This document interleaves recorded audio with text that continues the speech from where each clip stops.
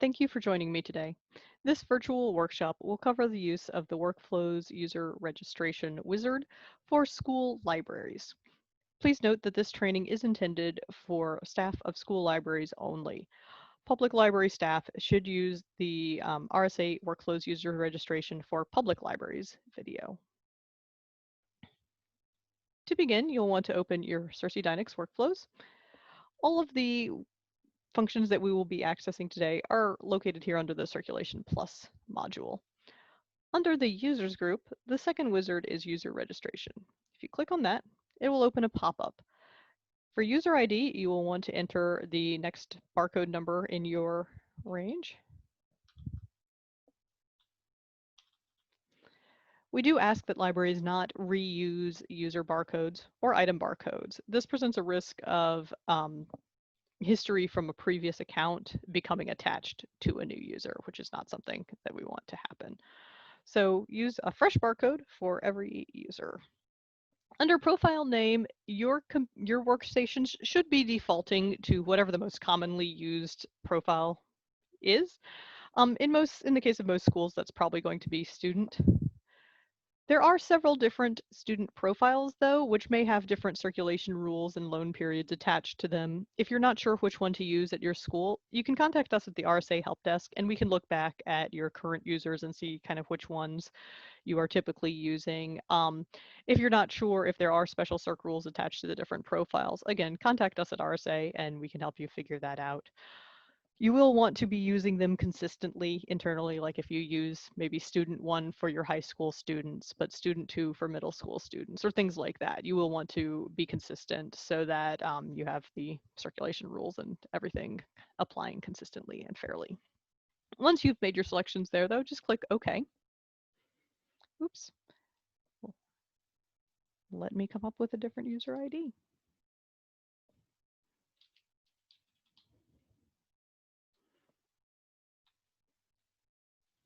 Let's try that.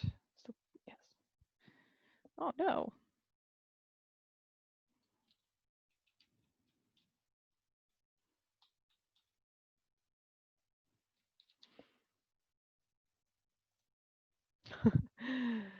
One more time.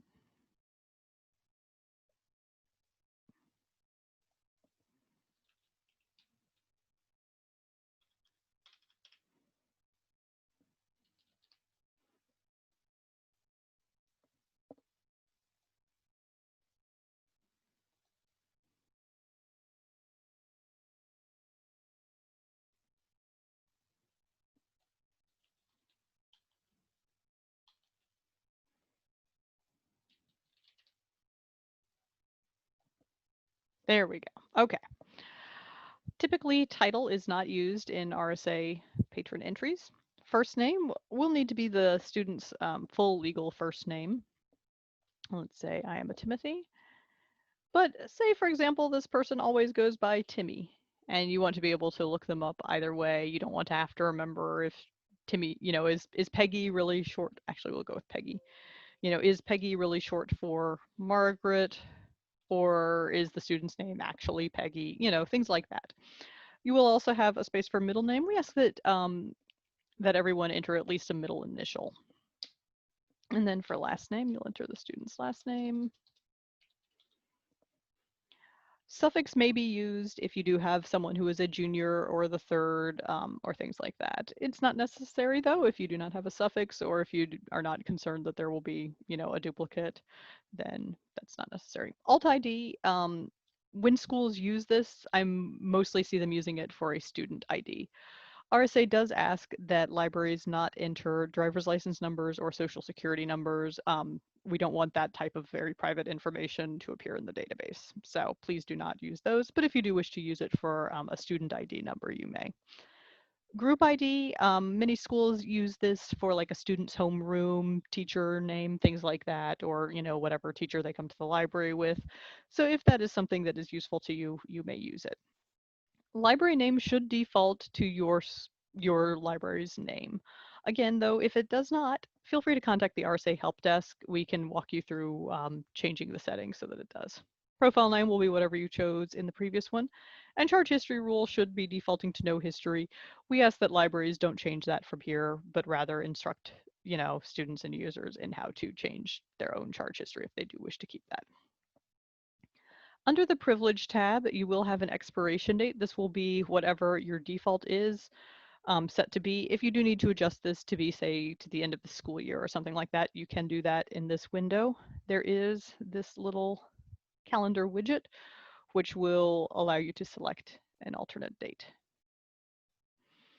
Beneath that is the PIN. This number will allow users to log into their account through RSA CAT to check the status of their account, to place their own holds, things like that. It will also be necessary that people have this in order to access the downloadable audiobooks, ebooks, through eRead Illinois or through ADML, or sorry, Overdrive. Your PIN can be set to default always to either like the last 4 digits of the card number or something else. A lot of schools will use their school's mascot as a default. So sometimes you'll see, at school libraries, their PIN will be, Wolverines or something like that. If you would like to set something like that up for your school, please contact us at the RSA Help Desk, and we can set that up going forward. It will not automatically change all the pre-existing pins in the system, though, so bear that in mind. If you do wish to assign a personalized pin to each student, though, you can enter that here. So say the student wants their pin to be set to 5555. You would just type that there. Notice that as you type, though, it is replacing the numbers you're entering with asterisks, so you will want to be very cautious as you are typing. If you make any changes to either of those fields, you will need to enter an override code in this little blank here. The override for both of those is just the letters RSA. For demographics, your category 1 should again be defaulting to your library. If it is not, again, let us know. We can help you adjust that.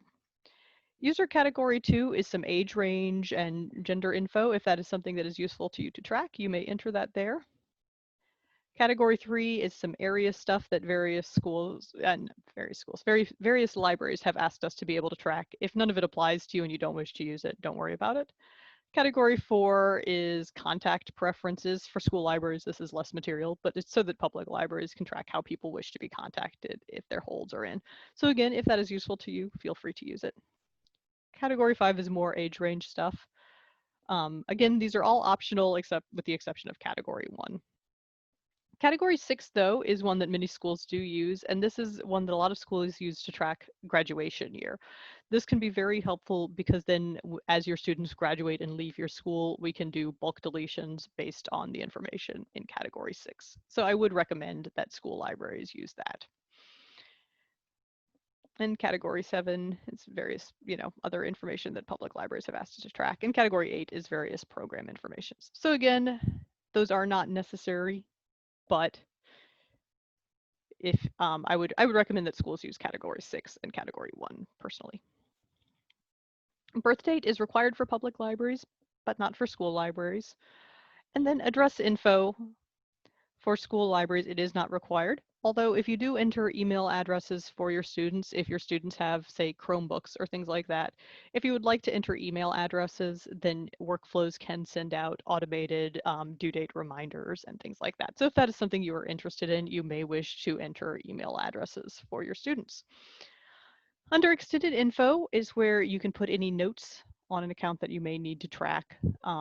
If you do need to track, that a student has, had a problem with returning books in poor condition and you want to make a note of that.